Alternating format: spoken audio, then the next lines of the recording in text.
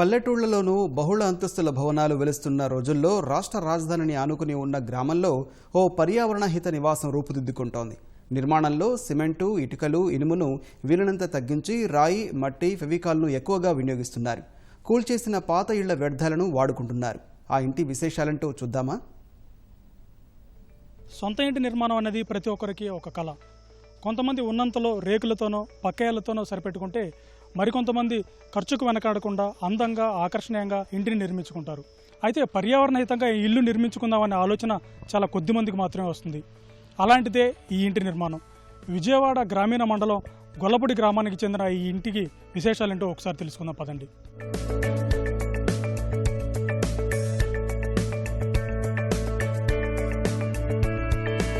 సాధారణంగా ఇంట్లో అడుగుపెట్టగా ప్రతి ఒక్కరిని ముందుగా ప్రధానంగా ఆకర్షించేది ఇంటి ముందుండే గుమ్మం. ఈ గుమ్మాన్ని ఒకసారి పరిశీలిస్తే ఒక పాతకాలం నాటి ఒక చెక్కను తీసుకొచ్చి ఇక్కడ 2 తలుపుల రూపంలో ఇక్కడ అమర్చారు. పైనుంచి కింద వరకు కూడా ప్రత్యేకంగా తయారు చేసిన గుబ్బలను అమర్చారు.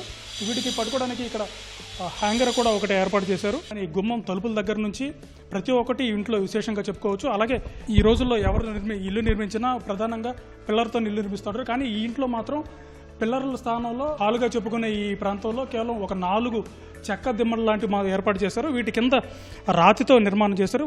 ప్రధానంగా సిమెంట్ను అతి తక్కువ వాడారు. ఇందులో పైన చూసుకుంటే కొంచెం ఆకర్షణీయంగా ఉండేలా ప్రత్యేకమైన నిర్మాణాన్ని కూడా చేపట్టారు. ప్రమిదలను వెనక వైపుకి తిప్పి అమర్చినట్టుగా ఈ స్లాబ్ను కూడా రూపొందించారు. విద్యుత్ వినియోగాన్ని సాధ్యమైనంత వరకు తగ్గించి గాలి వెలుతురుని సహజంగా ఇంట్లోకి తీసుకొచ్చే విధంగా పైకప్పుని నిర్మించారు. స్లాబ్ స్థానంలో కేవలం అద్దాలను మాత్రం అమర్చారు. స్లాబ్ లాంటి నిర్మాణం కనిపించదు. కేవలం అర్ధచంద్రాకారంలో ఉండే కొన్ని సిమెంటు అచ్చులు మాత్రమే పైన పైకప్పుగా ఉపయోగించినట్టు చాలా స్పష్టంగా తెలుస్తుంది.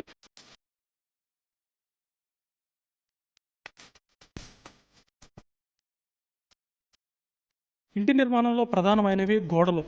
ఈ గోడల నిర్మాణంలో మనం స్పష్టంగా గమనిస్తే సాధారణంగా గోడలు అనేవి సిమెంటు, ఇటుకలతో తయారు చేస్తారు. కానీ ఈ గోడల నిర్మాణంలో ఆ ఇటుకల పొడిని, సిమెంట్ మిశ్రమాన్ని చాలా తక్కువ మోతాదులో వాడారు. అలాగే ఫెవికాలు, మట్టి, ఈ 4 మిశ్రమాలను సమపాలలో కలిపి వాటిని ఇక్కడ ఒక బాక్సుల రూపంలో అమర్చి ఆ బాక్సుల మధ్యలో వీటిని పేర్చుకుంటూ వచ్చారు. ఇంటికి అందాన్ని, ఆకర్షణీయతను తీసుకువచ్చే వాటిలో ప్రధానమైనది ఆ ఇంటి గోడలకు వేసే పెయింట్. సాధారణంగా ఇవాళ రోజుల్లో ఎమల్షన్స్ అని చాలా ఖర్చుతో కూడిన పెయింట్లు వేస్తుంటారు. కానీ వాటి స్థానంలో ఇక్కడ మట్టిని ద్రావణంలో మిక్స్ చేసి దాన్ని ఈ గోడలకు పట్టించారు. మనం స్పష్టంగా చూడొచ్చు. అది చేతికి కూడా అంటుకుంటూ ఉంటుంది మనకి.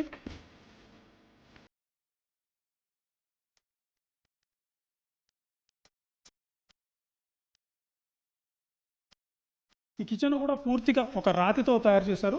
అక్కడక్కడ మాత్రమే సిమెంట్ను ఉపయోగించారు.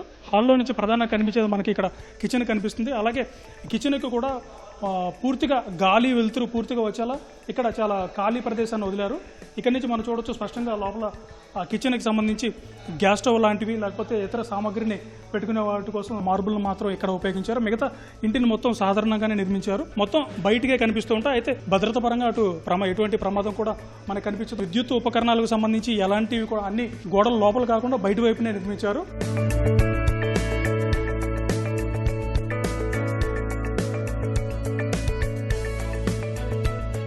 గోదావరి జిల్లాలో ఉండే మండువలోగిల తరహాలో ఇక్కడ ఇంటి నిర్మాణంలో ఉండే హాల్లో ఒక ప్రత్యేకమైన నిర్మాణం ఏర్పాటు చేశారు.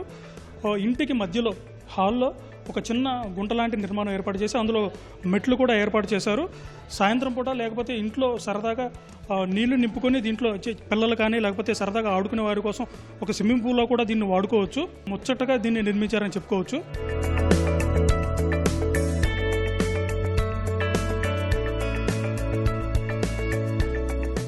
ఇంటి నిర్మాణానికి పనిచేసే కార్మికులను కూడా ప్రత్యేకంగా పాండిచ్చేరికి సంబంధించిన కొంతమంది కార్మికులను కూడా తీసుకొచ్చి అక్కడ పనిచేస్తున్నారు. వెల్డింగ్ వర్కర్ కొంతమంది వాళ్ళని అడిగి ఇంటి విశేషాలు తెలుసుకుందాం.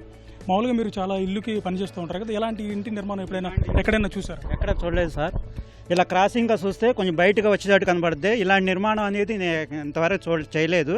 వాస్తవంగా ఏంటంటే ఇంటి యజమాని కోరిక మేరకు ఇలా వెలుతురు కోసము ప్లస్ దానికి మిల్లర్కి సేఫ్టీ కోసం ఇలా తయారు చేయించారు. ప్రత్యేకంగా ఈ డిజైన్ ఇంజనీరింగ్ గారు చేయించారు. మామూలుగా మీకు ఆ ఇంటి యజమాని ఏమైనా దీని ప్రత్యేకత ఏమైనా చెప్పారా? అట్లా ఎందుకు ఇట్లాగా నిర్మించుకుంటున్నాం అనే విషయాన్ని మీకు ఏమైనా పంచుకున్నారు? మాతో పంచుకున్నారు సార్. అది ఏంటంటే ఇలా మాకు కూర్చుంటే కూడా మాకు ఆ నది అనేది కనబడాలనేది ప్రత్యేకతనే ఈ డిజైన్ చేయించారు.